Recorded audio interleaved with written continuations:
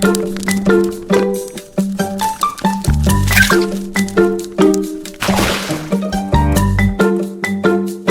प्यारे बच्चों, कैसे हो तुम सब? होपफुली तुम सभी स्वस्थ और मस्त होंगे और इंतजार कर रहे होंगे हमारी आज की प्यारी सी कहानी का। तो चलो बिना देर करे शुरू करते हैं आज की कहानी। झटपट अपनी आंखें बंद करो ताकि इस पूरी स्टोरी को एक मूवी की तरह तुम अपनी आंखों के सामने देख पाओ। तो हमारी आज की कहानी शुरू होती है एक राज्य से, एक राजा से। ये जो राजा था वो बड़ा ही दान प्रिय था, बहुत ही दयालु था, बहुत अच्छा राजा था। और इस राजा का एक नियम था कि इस राज्य में एक मंदिर था जो राजा ने बनवाया था। वो सुबह नहा धोकर उस मंदिर में वो रोज पूजा करने जाता था। और जब वो पूजा करने जाता था तो एक चीज वो रोज देखता था। जब वो पूजा करके मंदिर से लौट रहा होता था और सीढ़ियां उतर रहा होता था, तो मंदिर के सीढ़ी के दोनों तरफ भिखारी बैठे होते थे।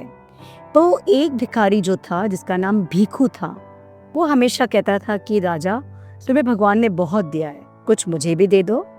और दूसरा भिखारी जो बोलता था कि हे भगवान, तुमने राजा को बहुत दिया है, तुम मुझे भी कुछ दे दो।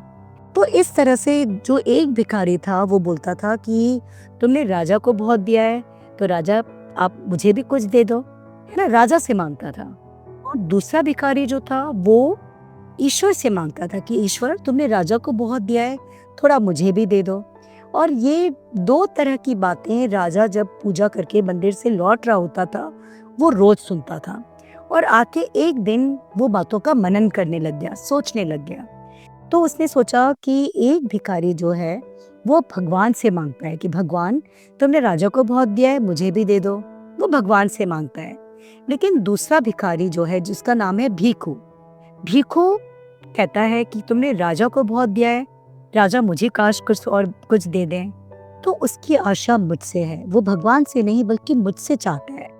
तो मुझे उसकी हेल्प करनी चाहिए, उसकी मुझसे उम्मीदें हैं, उसे लगता है कि मैं ही उसके लिए भगवान हूँ।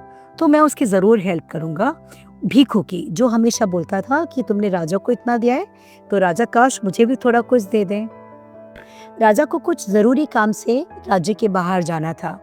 तो राजा ने अपने बहुत ही विश्वास पात्र सेवक को बुलाया, है ना, अपने सर्वेंट को बुलाया और कहा कि देखो, वहाँ पे जब हम मंदिर की सीढ़ियाँ उतरते हैं तो वहाँ भीखू नाम का एक भिखारी है। वो हमेशा ये बोलता है कि भगवान, अपने राजा को इतना दिया है तो राजा मुझे भी थोड़ा दे दें। तो उसकी उम्मीद मुझसे है। जबकि दूसरा भिखारी कहता है कि भगवान, आपने राजा को इतना दिया है तो आप मुझे भी कुछ दे दो। तो जो भीखू है उसकी उम्मीद मुझसे है, तो हमें उसकी मदद करनी चाहिए। तो सेवक ने कहा, हाँ महाराज, ये तो बहुत अच्छी बात आपके दिमाग में आई है, बताइए आपकी क्या आज्ञा है। तो महाराज ने कहा कि कल मैं राज्य से बाहर जा रहा हूँ, पर मेरी तरफ से आप ये काम कर देना। आप एक कटोरे में खीर बनवाना और कटोरे के तले में सोने के सिक्के रख देना। तो वो जब खीर खाएगा तो उसे वो सोने के सिक्के मिल जाएंगे और सोने के सिक्कों से को बेचकर उसके पास काफ़ी धन होगा, है ना। वो कोई अपना छोटा मोटा काम शुरू कर सकता है, खेती बाड़ी शुरू कर सकता है, उसकी ज़िंदगी बदल जाएगी। मुझे उसकी मदद करने का मन है, क्योंकि उसकी पूरी उम्मीदें मुझसे हैं। तो सेवक ने कहा, महाराज आप निश्चिंत होकर जाइए, आपका काम हो जाएगा। दूसरे दिन महाराज अपने ज़रूरी काम से अपने राज्य से बाहर चले गए और वो सेवक था, उसने बड़ी स्वादिष्ट रबड़ीदार मलाईदार खीर बनवाई और एक कटोरे में नीचे गोल्ड के कॉइन्स रखे और ऊपर से खीर भरवा दी। और खीर भरवाने के बाद वो गया और उसने भीखू से कहा कि तुम रोज बोलते हो कि महाराज, आपको भगवान ने बहुत दिया है, तो आप मुझे भी कुछ दे दो। तो महाराज ने आपके लिए ये शाही खीर पहुंचाई है। तो ये देखकर ही वो जो भीखू था, उसकी आंखों में बड़ी खुशी की लहर दौड़ गई। इतनी स्वादिष्ट रबड़ीदार खीर तो उसने कभी नहीं खाई थी। उसने सेवक को धन्यवाद किया और वो खीर खाने लग गया। और दूसरा जो भिखारी था वो उसकी तरफ देख रहा था, पर उसको तो खीर नहीं मिली, है ना। तो वो बोल रहा था कि ये खीर इतनी स्वादिष्ट है, चिरा चिरा के खाने लग गया। और दूसरा जो भिखारी था वो ललचाई आंखों से बस देख रहा था। फिर क्या हुआ, जब पूरी खीर खत्म हो गई और तले में बची, है ना, और भीखू का पेट भी थोड़ा भर गया था, तो और ये भी बार बार ललचाई आंखों से देख रहा था, तो उसने कहा चलो ठीक है, अब ये तले में जो खीर बची है तुम खा लो, है ना, तुम भी क्या याद रखोगे कि शाही खीर का क्या स्वाद होता है, तो तुम एक खीर रख लो और खा लो।